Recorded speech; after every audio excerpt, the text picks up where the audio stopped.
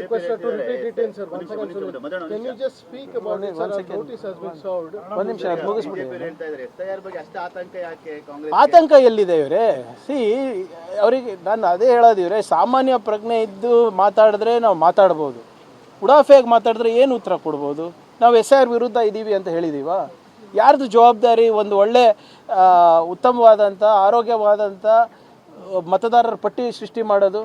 Election ಕಮಿಷನ್ದು.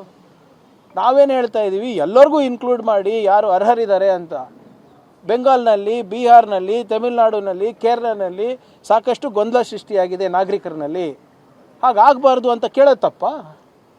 ನಾನು ಹೇಳ್ತಾ ಇದ್ದೀರಲ್ಲ, 12 ಪ್ರಶ್ನೆಗಳಲ್ಲಿ ಯಾವ ಪ್ರಶ್ನೆ ಇಲ್ಲಾಜಿಕಲ್ ಇದೆ, ಅನ್ಕಾನ್ಸ್ಟಿಟ್ಯೂಷನಲ್ ಇದೆ, ಇಲ್ಲಿಗಲ್ ಇದೆ ಹೇಳ್ಬಿಡ್ಲಿ ನಮಗೆ, ನಾವು ತಯಾರಿದ್ದೀವಿ. ಏನು ಇವ್ರೊಬ್ರಿಗೆ ಗೊತ್ತಾ ಕಾನೂನು? ಇವ್ರೊಬ್ರಿಗೆ ಗೊತ್ತಾ ಸಂವಿಧಾನ? ಆಮೇಲೆ ನಮಗೇನಾದರೂ ಅನುಮಾನ ಇದ್ದರೆ ನಾವು ಎಲೆಕ್ಷನ್ ಕಮಿಷನ್ಗೆ ಕೇಳಬಾರ್ದಾ? ಏನು BJP ಕಚೇರಿಗೆ ಹೋಗಿ ಕೊಡಬೇಕಾ ನಾವು ಲೆಟರ್ಗಳು? ಯಾರು ಮಾಡ್ತಾ ಇದ್ದಾರೆ, ಯಾರು ಜವಾಬ್ದಾರಿ ಇದ್ದಾರೆ ಅವ್ರ ಹತ್ರ ನಾವು ಕೊಟ್ಟಿದ್ದೀವಿ. ಉತ್ತರ ಕೊಡೋದು ಅವರು. ECಗೆ ಪ್ರಶ್ನೆ ಕೇಳಿದ್ರು BJP ಅವರು ಉತ್ತರ ಕೊಡ್ತಾರೆ, RSSಗೆ ಪ್ರಶ್ನೆ ಕೇಳಿದ್ರು BJP ಉತ್ತರ ಕೊಡ್ತಾರೆ. ಅವ್ರ ಪಕ್ಷದ ಬಗ್ಗೆ ಬಿಟ್ಟರೆ ಇನ್ನೆಲ್ಲದ ಬಗ್ಗೆ ಅವರೇ ಉತ್ತರ ಕೊಡ್ತಾರಲ್ಲ. ಅಡ್ಡ ಮತದಾನ ಹೇಗಾಯಿತು ಅಂದರೆ ಗೊತ್ತಿಲ್ಲ ಅಂತಾರೆ, ಯಾರ್ಯಾರು ಮಾಡಿದ್ರು ಅಂದರೆ ಗೊತ್ತಿಲ್ಲ ಅಂತಾರೆ. ಸದಾನಂದ ಗೌಡ್ರದ್ದು ನಿನ್ನೆ ಆಡಿಯೋ ಬಂತಲ್ಲ, ಚೇಂಜ್ ಮಾಡ್ತಾರಂದರೆ ಗೊತ್ತಿಲ್ಲ ಅಂತಾರೆ. ECಗೆ ಮಾತಾಡಿದ್ರೆ ಇವ್ರು ಉತ್ತರ ಕೊಡ್ತಾರೆ, RSSಗೆ ಮಾತಾಡಿದ್ರೆ ಇವ್ರು ಉತ್ತರ ಕೊಡ್ತಾರೆ. ಇದು ವಿಚಿತ್ರ ಅಲ್ವಾ ಇದು? One request her to repeat it in, sir. Once again, sir. Can you just speak about it, sir? Notice has been served. ಒಂದು ನಿಮಿಷ ಮುಗಿಸ್ಬಿಡಿ. ಎಸ್ಐಆರ್ ಬಗ್ಗೆ ಅಷ್ಟು ಆತಂಕ ಯಾಕೆ ಕಾಂಗ್ರೆಸ್? ಆತಂಕ ಎಲ್ಲಿದೆ ಇವರೇ?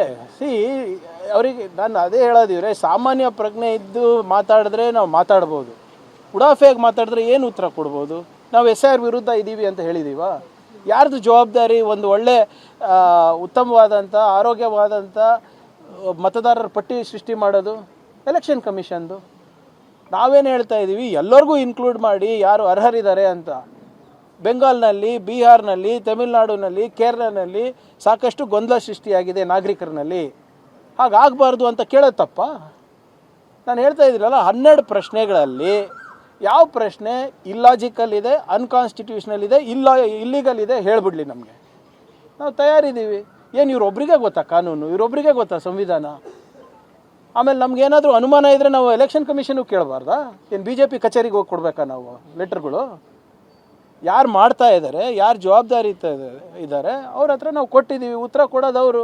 ECಗೆ ಪ್ರಶ್ನೆ ಕೇಳಿದ್ರು BJP ಅವರು ಉತ್ತರ ಕೊಡ್ತಾರೆ, RSSಗೆ ಪ್ರಶ್ನೆ ಕೇಳಿದ್ರು BJP ಉತ್ತರ ಕೊಡ್ತಾರೆ. ಅವ್ರ ಪಕ್ಷದ ಬಗ್ಗೆ ಬಿಟ್ಟರೆ ಇನ್ನೆಲ್ಲದ ಬಗ್ಗೆ ಅವರೇ ಉತ್ತರ ಕೊಡ್ತಾರಲ್ಲ.